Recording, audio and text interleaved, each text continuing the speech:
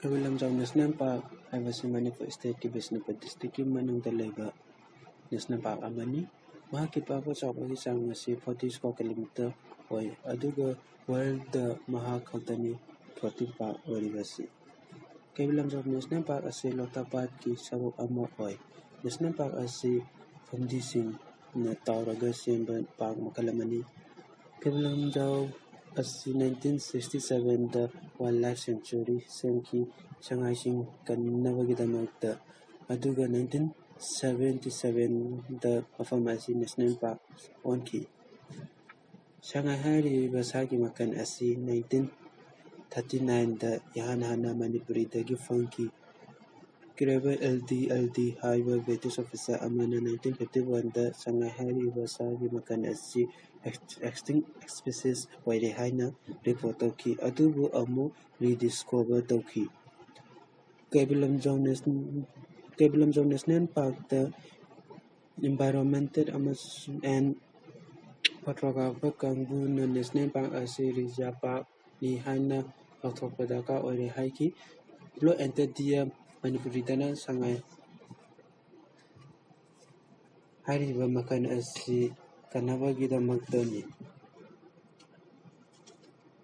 Burma Thailand singda fangba sagi makan singdagi top topi Manipur da fangliba sangai asi mahak asi Manipuri gi blog amadi considerant gi chawkhat thaurang dasu maru oi aduga Manipur state gi state element su oi. 1975 da sangai taramari khak masing thibada thengnaki aduga 1995 da among nongna masing thiba matamda sangai 155 thengnaki. Nongna 2016 gi March amasung April thada masing thiba matamda sangai sani hofa thengnaki. Keibul lamjao National Park asi Lotapat ki southeastern side lomda lei mafam asi saruk ahum thokpagi ani natraga mari thokpagi ahum di fumdina semi. Park asigi reserve area asi 4,000 hectare oirami 1997 da adubu khunjasinggi pressure dagi reserve sigi park chawba asi antharaki 2001 da 60 hectare oiki 1998 da. Keibul lamjao National Park asi ching ahumna koisenlaga semi chingsing adugi mamingdi Pabo Toya amasung Jingjao asini. Chingsing asi nongjuthagi matamda sasinggi leifam oi.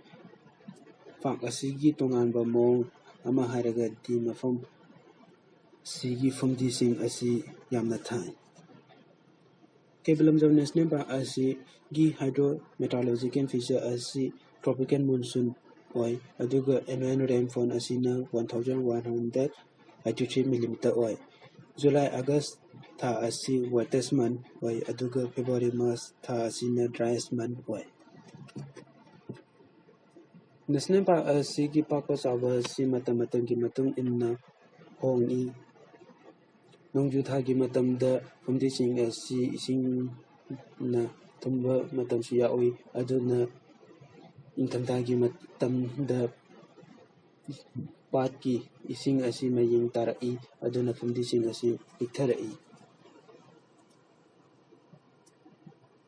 Fumdising asigi athabasi amaga amatamanade khara amana 1 feet thaba yawi aduga khara amana 4 feet thaba yawi.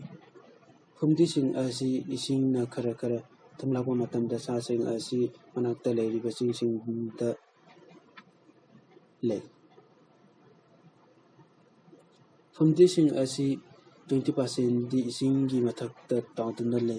National Park asigi temperature asi samadana 34.4 degree Celsius oi aduga winterdana 1.7 degree Celsius oi.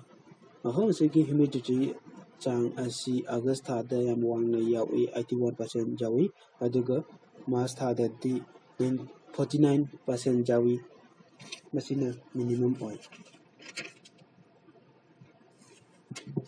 National Park asi moist semi-evergreen forest oi. Park asi da horiba nabising asi makan ahum thokna khaidoi. Aquatic flora fauna avifauna haina khaidoi. ꯑꯦꯀ꯭ꯋꯥꯇꯤꯛ ꯐꯥꯎꯔꯥꯁꯤꯡꯗ ꯌꯥꯎꯔꯤꯕ ꯅꯥꯄꯤꯁꯤꯡ ꯑꯁꯤ ꯏꯁꯤꯡ ꯀꯝꯕꯣꯡ, ꯈꯣꯏꯅꯝ, ꯆꯤꯉꯥꯡ, ꯐꯨꯝꯕꯥ, ꯇꯧ,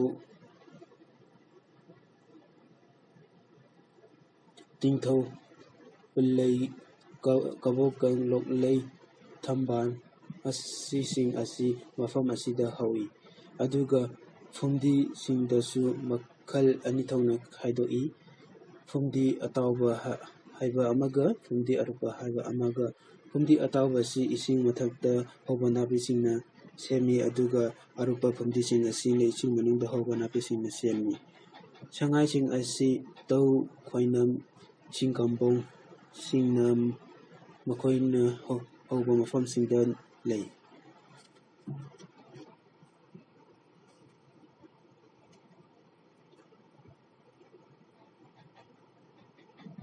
park ꯑꯁꯤ ꯆꯍꯤ ꯈꯨꯗꯤꯡꯒꯤ ꯏꯁꯤꯡ ꯏꯆꯥꯎ ꯊꯣꯛꯍꯟꯕꯅ ꯐꯨꯝꯗꯤꯒꯤ ꯊꯥꯕ ꯆꯥꯡ ꯍꯟꯊꯔꯛꯏ, ꯑꯗꯨꯅ ꯄꯥꯔꯛ ꯑꯁꯤ ꯑꯃꯥꯡ-ꯑꯇꯥ ꯊꯣꯛꯍꯜꯂꯤ꯫ 1983ꯗ ꯂꯣꯛꯇꯥꯛ ꯃꯜꯇꯤꯄꯔꯄꯖ ꯄ꯭ꯔꯣꯖꯦꯛꯀꯤ ꯃꯈꯥꯗ ꯏꯊꯥꯏ ꯕꯦꯔꯦꯖ ꯁꯦꯝꯈꯤꯕꯗꯒꯤꯁꯨ ꯃꯔꯝ ꯑꯃ ꯑꯣꯏ꯫ ꯃꯁꯤꯅ ꯄꯥꯔꯛ